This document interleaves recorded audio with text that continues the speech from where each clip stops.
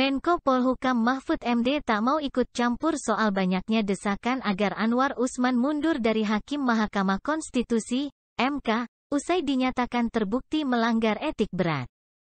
Mahfud menyebut segala keputusan berada di tangan Anwar Usman. Namun, dia mengatakan urusan itu juga berkaitan dengan moral Anwar. Itu terserah dia. Itu sudah bukan urusan saya. Itu urusan moral dia, kata Mahfud usai rapat koordinasi nasional penyelenggara pemilu di Jakarta, Rabu, tanggal 8 November tahun 2023. Di sisi lain Mahfud memuji putusan Majelis Kehormatan Mahkamah Konstitusi, MK, yang memberhentikan Anwar Usman dari jabatannya sebagai Ketua MK. Mahfud menyebut putusan itu melampaui ekspektasinya. Bagus. Di luar ekspektasi saya sebenarnya bahwa MK bisa seberani itu. Dugaan saya paling teguran keras atau skors selama 6 bulan tidak mimpin sidang, ujar Mahfud. Mahfud menilai putusan MK itu tepat. Sebab, jika MK menjatuhkan sanksi pemecatan Anwar Usman sebagai hakim, justru akan membuka ruang pengajuan banding. Lebih lanjut, Mahfud menjelaskan ada 2 konsekuensi risiko jika Anwar Usman mengajukan banding.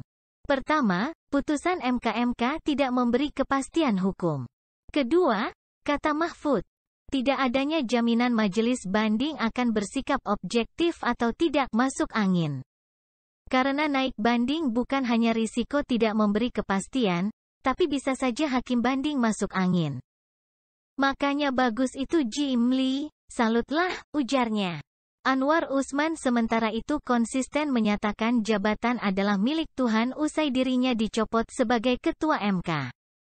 Oleh sebab itu, dia mengaku akan mengikuti dan tetap menjalankan aktivitasnya sebagai Hakim Konstitusi. Ya iyalah, tetap menjalankan tugas sebagai anggota Hakim MK, jabatan milik Allah, kata Anwar di Jakarta. Rabu, tanggal 8 November tahun 2023.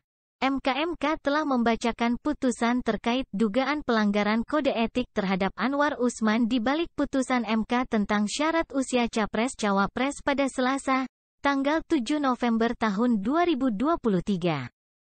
Ketua MK Jimli Asidiki dalam amar putusannya menyatakan Anwar Usman terbukti melanggar etik berat. Anwar pun dijatuhi sanksi pencopotan dari jabatannya sebagai Ketua MK. Hakim terlapor terbukti melakukan pelanggaran berat terhadap kode etik dan perilaku Hakim Konstitusi, ujar Jimli. Dalam putusan itu, terdapat dissenting opinion atau pendapat berbeda dari Majelis Etik MK Bintan Saragih. Menurut Bintan, lebih baik sanksi yang dijatuhkan kepada Anwar adalah pencopotan dari Hakim Konstitusi. Bukan hanya dari jabatan sebagai Ketua MK saja. Terima kasih telah menonton. Jangan lupa like, komen, dan subscribe.